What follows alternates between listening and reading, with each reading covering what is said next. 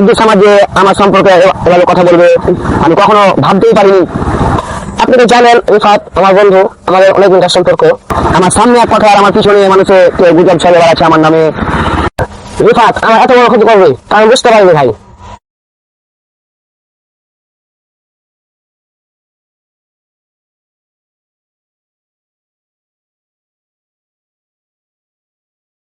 ভাই আপনাকে একটা কথা বলবো বলে ভাবতে ভাবতে বলা হয় না, আর যখন আপনাকে সামনাসামনি পেয়েছি কথাটা বলেই ফেলি। কি কথা রিফাত বলো। ভাই আপনি তো জানেন আব্দুল সামাদ আর আমার বন্ধুত্ব কত ভালো একটা বন্ধুত্ব সম্পর্ক।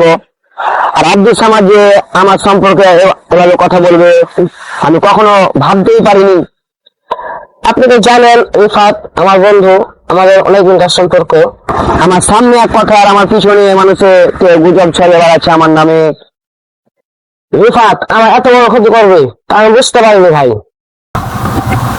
আব্দুল সামাদ তো আমাকে বলে তোমার সম্পর্কে ভালোই কথা বলে। আব্দুল সামাদ তো আমাকে বলে ওর সাথে একটু ঝগড়া হয়েছে, ঝগড়া ওগুলো হতেই পারে, কিন্তু তাকে ছাড়া আমি চলতে পারি না, তার সাথে আবার কথা বলতে হবে আমাকে। সে তো আমাকে এগুলা বলে, কিন্তু আমি তো জানতাম রিফাত তোমাকে নিয়ে এভাবে বলে না, আর আমার সামনেও কোনোদিন বলেনি, বরঞ্চ তোমার প্রশংসা করেছে রিফাত। রিফাত বলেছে যে টুকিটাকি ঝগড়া হতেই পারে, কিন্তু আব্দুল সামাদ আমার অনেক ভালো বন্ধু, আমি আব্দুল সামাদের সাথে আবার কথা বলবো। ভাই এটা কি কথা সত্য যে আব্দুল সামাদ আমাকে ছাড়া চলতে পারে না, এই কথা আপনাকে বলেছে? ভাই এটা কি সত্য? এটা কিভাবে বলেছে আমাকে? হ্যাঁ অবশ্যই, এ কথা তো আব্দুল সামাদ বলেছে আমাকে নিজে। অবশ্যই এটা 100% সত্য। ভাই আমি আমি আপনাকে একটা কথা বলি। হ্যাঁ বল। আমি তো আপনার সাথে দুই জায়গাতে ছিলাম, তাহলে আপনি দুজন কি একই কথা বললেন কেন, আর মিথ্যা কথা বললেন কেন? আরে পাগলা, তুই যেটা মিথ্যা কথা ভাবছিস সেটা তাদের আবেগিক কথা বা ইগো কথা। তারা এক সময় অনেক ক্লোজ বন্ধু ছিল, হয়তো কিছু কারণে হয়তো তাদের মধ্যে ভুল বোঝাবুঝি হয়েছে। হ্যাঁ, কিন্তু আমি যে কাজটা করেছি সেটা ভালো কাজ করেছি। আমি যে কাজটা করেছি সেটা দান সদকা এবং জাকাতের চাইতে উত্তম কাজ করেছি। কি এমন কাজ দান সাদকা জাকাতের চেয়েও তো বেশি উত্তম নাকি?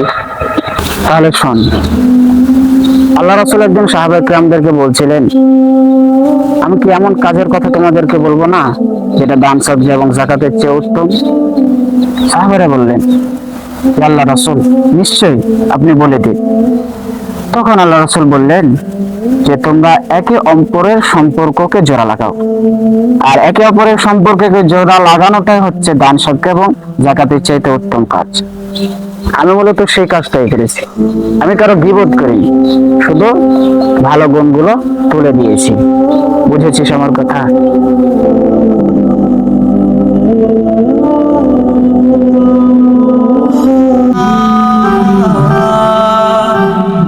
দুজন মানুষের ভেঙে যাওয়া সম্পর্ক আবার ঠিক করা সহজ নয়, কিন্তু যে মানুষ অভিমান দূর করে তাদের আবার কাছে এনে দেয়, সে আল্লাহর অত্যন্ত প্রিয় একটি কাজ করে।